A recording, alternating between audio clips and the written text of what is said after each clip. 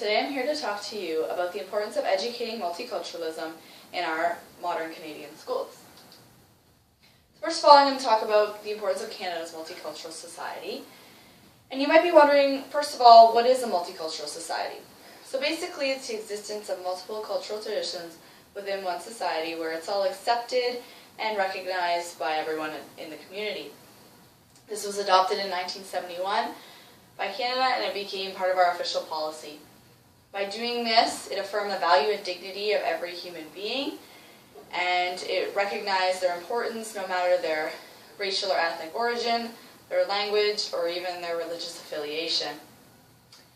It also recognized that all citizens are equal, which is part of our Charter of Rights and Freedoms, and it helped promote acceptance.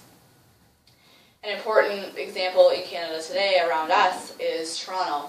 There are a lot of different cultures, a lot of different people, and a lot of different activities going on that revolve around certain faiths, and they all live in harmony and peace together, and it's really peaceful to see that, and it's really exciting because it shows that multiculturalism is possible and it can work. So what's the value of being multicultural? What can we get out of this, is the real question. Basically, ignorance is every human's biggest challenge. We all look to hate or dislike something, we look at the wrongs in a lot of things, so we need to act on this, and what I'm saying is gain knowledge so we can promote understanding and acceptance, so we can begin to understand why people do things, and we don't necessarily have to agree with them, but we can agree to disagree in open dialogue, and most importantly, understand why and respect why someone does something. Because when we look at it, we can recognize that a lot of faiths have a lot of common goals. For example, we all want to be happy, we all want to love, we all want to be successful in life, and ultimately we're going to the same destination, just we have a different way of getting there.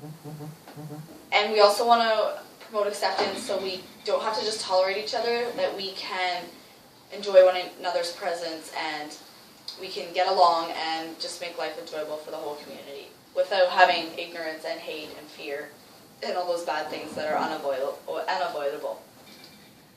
So, why am I here today? Why do I think we should be studying religion? Why do I think it's important for the future of their country? And it basically starts with the fact that teasing starts young.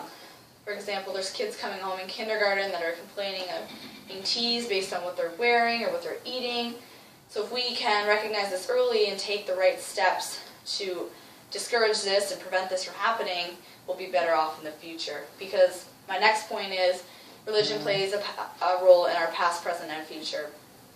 There's a lot of problems that have happened in the past, there's a lot of history related to religion, so we need to take the steps in the right direction and recognize what we did wrong so the same things don't happen in the future.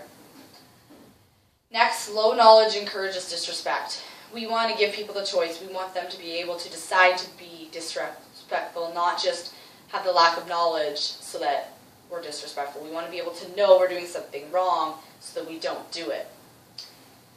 And lastly, I want to talk about the bias in schools. So, for example, in grade K to 8, when I was in elementary school, we would have a Christmas concert every year.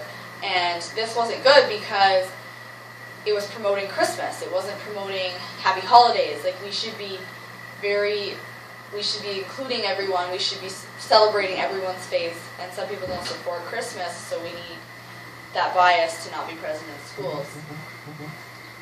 So what's the end goal? What do I think we're going to get out of this? Why am I here today? It all begins with the Charter of Rights and Freedoms.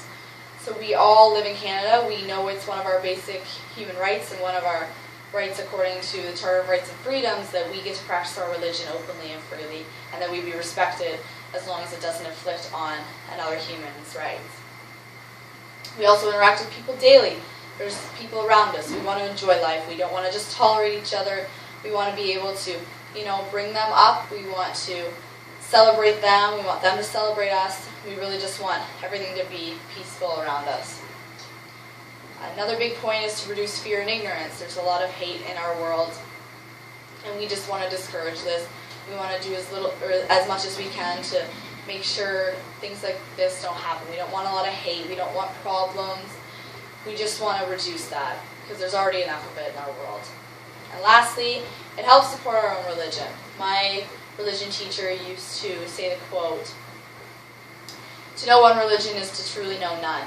And he taught me world religions, and he basically explained to me through an ice cream example that religion is all in the eye of the beholder. So basically, if I like chocolate ice cream, and I've never tried any other type of ice cream, and I say chocolate is the best, how do I know it's the best?